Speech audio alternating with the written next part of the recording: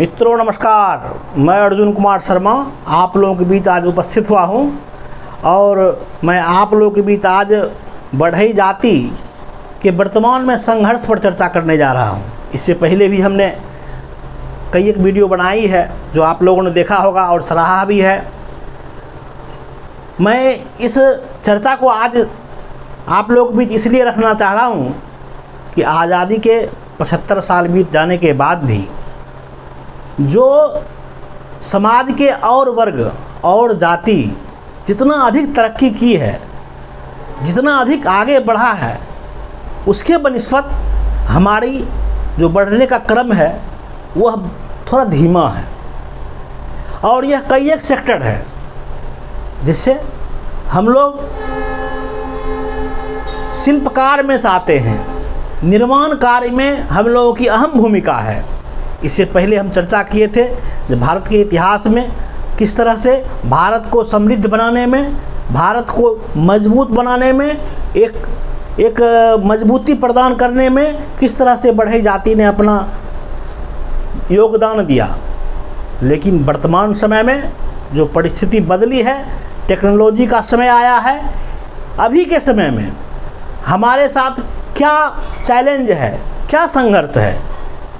पहले तो हम ये समझने की कोशिश करेंगे हमारा काम लकड़ी पे आधारित कार्य है और लकड़ी पे आधारित कार्य होने के कारण यह पर्यावरण से जुड़ा हुआ कार्य है और पर्यावरण अभी विश्व में सबसे बड़ी एक समस्या है और जिसके कारण सरकार द्वारा पर्यावरण को संरक्षित करने के लिए विभिन्न तरह के नियमों का निर्माण किया गया है, विभिन्न तरह के नियम बनाए गए हैं। उस नियम के कारण बढ़ई जाति को अपने व्यापार को खुल के करने में बहुत ही संकट हो रहा है और सरकार जो अदर जाति को, जो पिछड़े हैं, महादलित हैं, अति पिछड़े हैं या सवर्ण समाज हैं, व्यक्तिगत रूप से चाहे आरक्षण की बात हो या किसी योजनाओं में उसे सपोर्ट करने की बात हो, जिस तरह से कर पा रही है उसको बढ़ई जाति के लिए नहीं कर पा रही है। यह सरकार की क्या समस्या है यह तो हम नहीं जानते हैं, लेकिन अगर सरकार हमें अनदेखी कर रही है तो वह हमारे जीवन पर प्रभाव पड़ रहा है, क्योंकि लोकतंत्र में संविधान महत्वपूर्ण होता है और संविधान के द्वारा दिए गए ताकत ही जनता की ताकत होती है। अभी हम और सब जातियों को देखते हैं, सरकार द्वारा डायरेक्ट उसको फंड दिया जाता है, सरकार के द्वारा डायरेक्ट उसको अनुदान दिया जाता है, सरकार के द्वारा आयोग बना के उसे उस समाज का कैसे विकास हो इसके लिए प्रयास किया जाता है। लेकिन बढ़ई जाति जो एक बहुत बड़ा समुदाय है और इस जाति को अभी तक सरकार द्वारा अनदेखी किया गया है।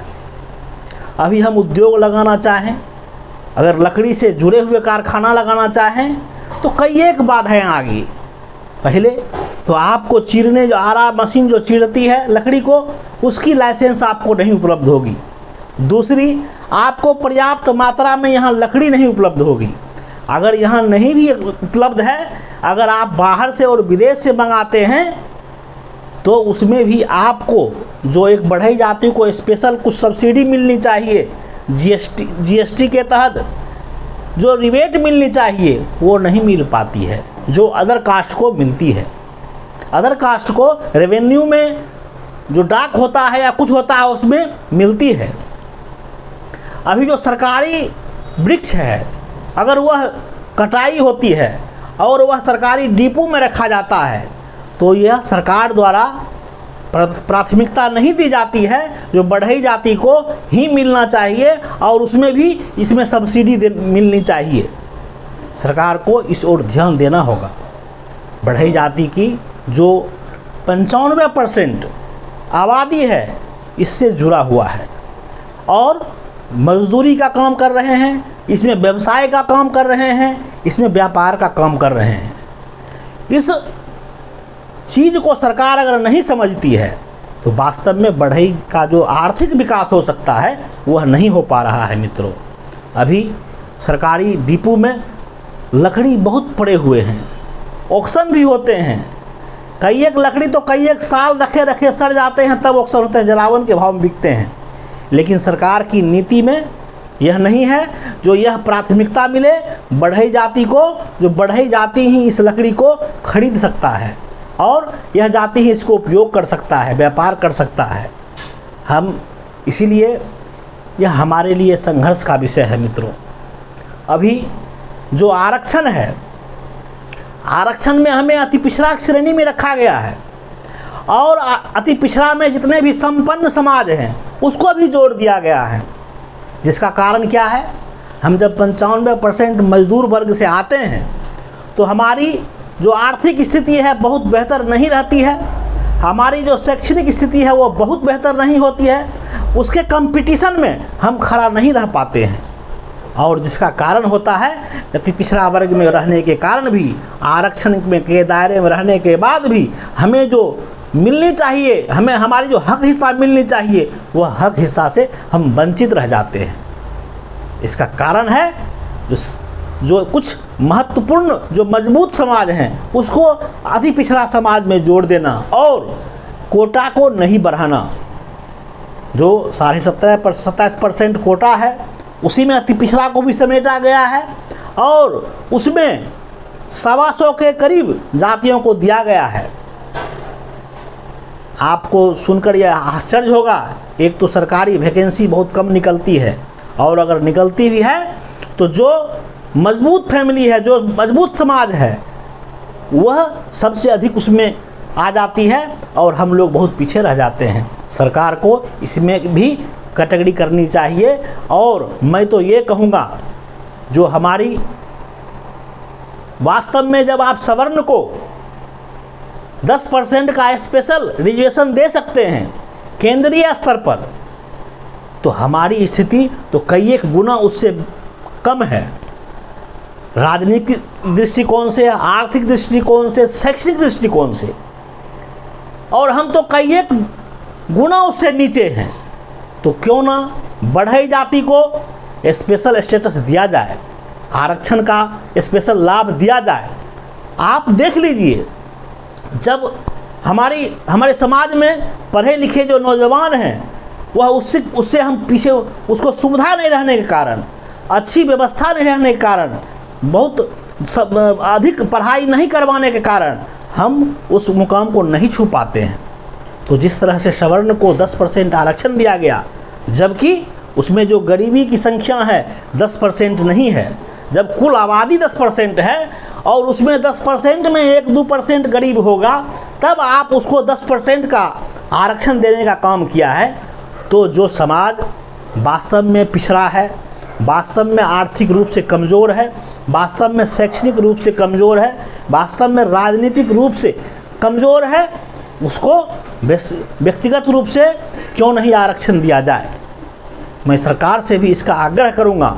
लेकिन मित्रों, आज जैसा कि आपको मालूम होगा, जब तक सरकार से किसी भी ढंग का सामूहिक मांग नहीं किया जाता है, जब तक आपके पास पावर नहीं होता है, तब तक आपको तरजीह नहीं दिया जाता है।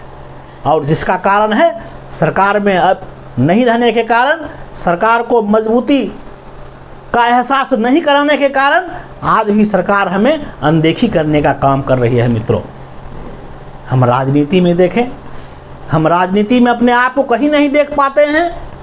हमारा जीवन सिर्फ और सिर्फ कमाने और खाने पर डिपेंड करता है।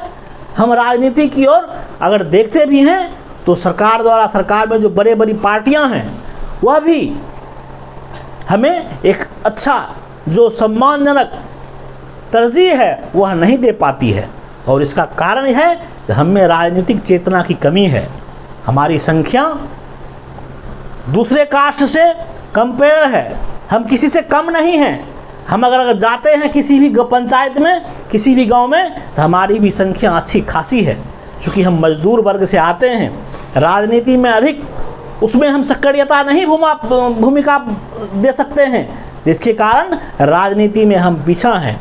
हमें यह संकल्प लेना होगा, जिस तरह से हम अपने घर को, परिवार को बसाने का काम करते हैं, जिस तरह से अपने परिवार को समृद्ध, अच्छा कैसे पढ़ाएं, अच्छा कैसे खान पान हो, अच्छा घर कैसे हो, इसके लिए प्रयास करते हैं, उसी तरह राजनीति में हम अच्छी पहचान कैसे बनावें, राजनीति में हम अच्छे जगह पर कैसे जाएं, इसके लिए भी हमें अपने बच्चों को और हमें अपने आप को आगे बढ़ाना होगा।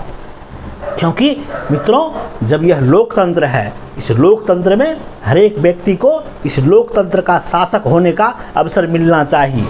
इस लोकतंत्र में हर एक व्यक्ति को एक अच्छे ऑफिसर होने का अवसर मिलना चाहिए। इस लोकतंत्र में हर एक व्यक्ति को हर एक न्यायिक व्यवस्था में अवसर मिलनी चाहिए। अब न्याय व्यवस्था की लीजिए, यहाँ तो समझ में नहीं आ रहा है कि लोकतंत्र में भी कुछ ऐसा सेक्टर है जहाँ पर कुछ वर्गों का एकाधिकार है, और क्यों नहीं इसके लिए कोई बोल पाते हैं, ये समझ में नहीं आता है। जब लोकतंत्र है, जब समानता की अधिकार की बात हम करते हैं, जब हर एक व्यक्ति को समान नज़र से देखना की कोशिश करते हैं, तो किसी सिस्टम के कारण अगर कोई विशेष वर्ग उससे वंचित हो जा रहा है, तो वह सिस्टम को क्यों नहीं तोड़ेंगे हम, उस सिस्टम को तोड़ के हम वहाँ पर भी समानता लाने का क्यों नहीं प्रयास कर रहे हैं। अगर यह नहीं कर पा रहे हैं तो लोकतंत्र का सही मायने अभी भी स्थापित नहीं हो पा रहा है। मित्रों, हमें इस पर भी ध्यान देना होगा। हम सब जगह अपनी उपस्थिति दें, इसके लिए संघर्ष करना पड़ेगा, और हमें घर से निकलकर सरकार के सदन तक पहुंचना होगा, और वहां पर हम अपनी लड़ाई को वहां मजबूती से रखना होगा। जिस तरह से और जातियां आरक्षण के नाम पर अपनी जान गंवाने तक को तैयार हो जाती है, आरक्षण के नाम पर पूरे देश में उबाल ला देती है, आरक्षण के नाम पर रेलवे और रोड और जगह तरह अफरा तफरी मचा देती है। हमें भी अपने हक और अधिकार के लिए उसी तरह का संघर्ष करना पड़ेगा, और उसी तरह से हमें आगे बढ़ना होगा। तब जाके यह सरकार में जो भी लोग रहें उनको लगेगा कि बढ़ई जाति को भी हमें हक और हिस्सा देना पड़ेगा। अब इस जाति को इग्नोर करके चला नहीं जा सकता है, अब इस जाति को राजनीति से दूर नहीं किया जा सकता है, अब इस जाति को किसी और भी सरकारी सिस्टम में से दूर नहीं किया जा सकता है। मित्रों, हमने 75 साल देख लिया, अब कितना दिन और देखेंगे। हमारे कई एक पूर्वज बीत गए और हमने देखा जो बिना संघर्ष किए किसी को कुछ नहीं मिला है। आज बाबा साहब भीमराव अंबेडकर आज़ादी से पहले संघर्ष किए, उन्होंने छुआछूत के आधार पर समाज में निचले तबके को आरक्षण देने का काम किया, नौकरी में भी और राजनीति में भी। लेकिन उसके कंपैरिजन में, उसके बराबर में कई एक और जातियां थी जो छुआछूत में तो थी नहीं, लेकिन आर्थिक रूप से उससे भी बहुत ही नीचे स्तर से थी, और वह जाति पीछे छूट गई। उसको किसी भी राजनेता ने आगे बढ़ाने का काम नहीं किया। अभी भी अगर चर्चा होती है, किसी भी राजनीतिक पार्टी के नेताओं का भाषण होता है, तो सिर्फ और सिर्फ अगड़ी जाति की बात होती है, और या नहीं तो महादलित और दलित की बात होती है। बीच में जो बैठे हुए समाज के लोग हैं, बीच के जो जातियां हैं, उसकी कहीं कोई चर्चा नहीं होती है। इसका क्या कारण है? इससे यह दिखाई पड़ता है जो समाज में जो सरकार का, जो लोकतंत्र का जो सब पर समान रोशनी पड़े, वह रोशनी से अछूता हो रहे हैं हम लोग। लोकतंत्र का जो सही ताकत है, उसको उस ताकत सभी पर पड़े, उस ताकत से हम दूर हैं। मित्रों, वह ताकत हमें भी मिलनी चाहिए। इसके लिए हमें संघर्ष करना होगा। इसके लिए हमें सरकार में बैठे लोगों को चुनौती देनी होगी।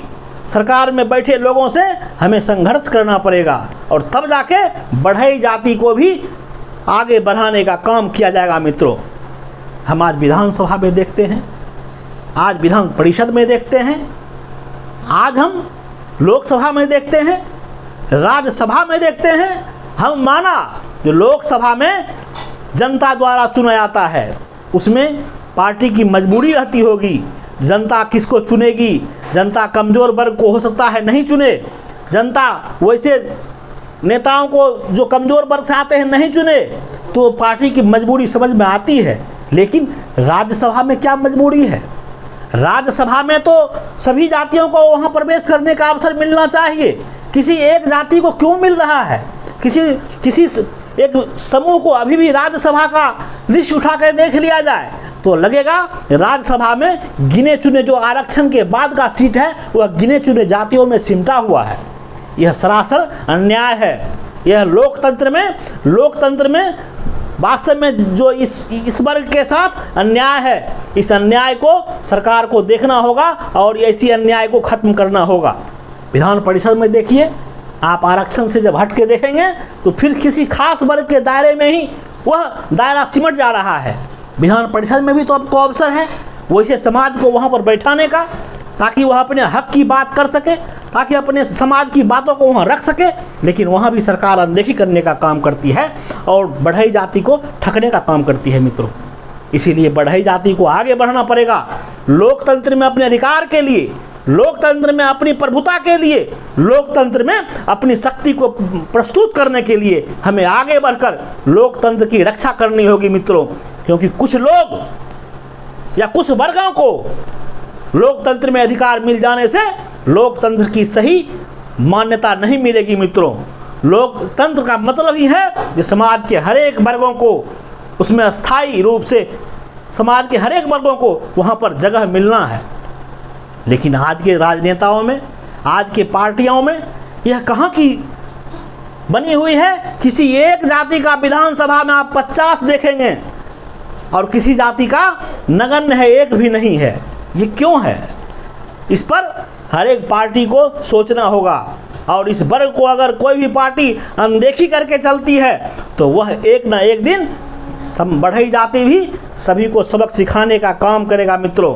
इसीलिए मैं आप तमाम बढ़ई जाति से यह आग्रह करूंगा और पूरे भारत की जनता से यह आग्रह करूंगा कि आप भी अपने नज़र से यह देखें जो क्या बढ़ई जाति के साथ न्याय हो रहा है।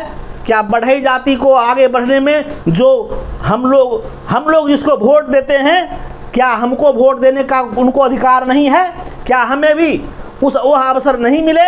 अगर आप लोगों को भी लगता है तो आप भी जब देखेंगे तो लगेगा वास्तव में बढ़ई जाति को, जो अदर कास्ट को, जो और सब जाति को जो अवसर मिला है वह बढ़ई जाति को नहीं मिला है मित्रों।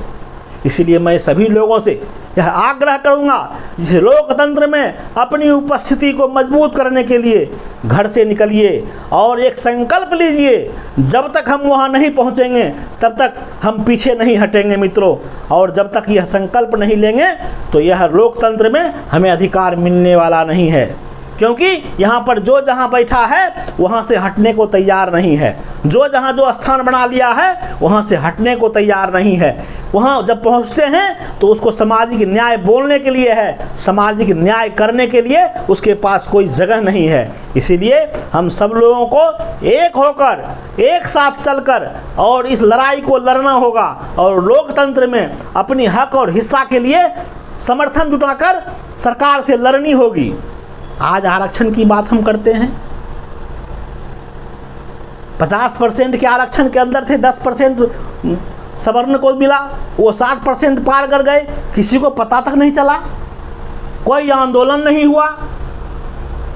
और बढ़ई जाति को या इससे जुड़े हुए और जो समाज के लोग हैं उस पर किसी का ध्यान ही नहीं जा रहा है।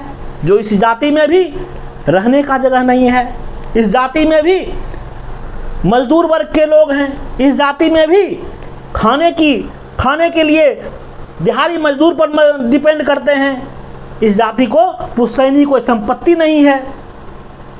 इसीलिए हमें आरक्षण का लाभ मिलनी चाहिए। और जिस तरह से आरक्षण के लाभ के तहत निचले तबके के लोगों को आगे बढ़ने का अवसर मिला, उसी तरह बढ़ई जाति के तहत बढ़ई जाति को भी और इससे समकक्ष लोगों को भी अवसर मिले, ताकि समाज में बराबरी का एक मापदंड मिल सके मित्रों।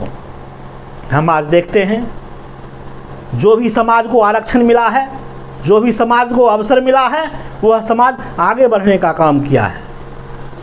और हमें नहीं मिलने के कारण हम आज बहुत पीछे हैं।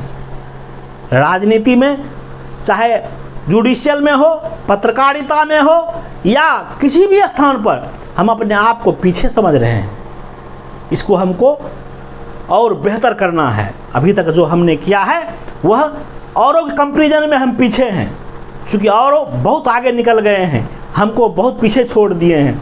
हमें भी उससे आगे निकलना है, उससे कंपैरिजन में उससे अधिक मेहनत करना है, ताकि हम उससे आगे निकल पाएँ और देश और राष्ट्र की सेवा कर पाएँ। मित्रों, जिस तरह से और समाज देश और राष्ट्र की सेवा में आगे बढ़ चढ़ कर अपनी भूमिका को निभा रही है, उसी तरह हमें भी अवसर मिलना चाहिए इस राष्ट्र की सेवा करने का।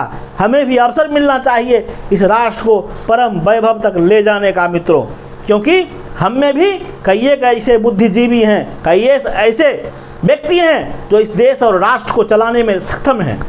कई एक ऐसे व्यक्ति हैं जो इस लोकसभा और विधानसभा और राज्यसभा को चलाने में सक्षम है, लेकिन उसे अवसर मिलनी चाहिए।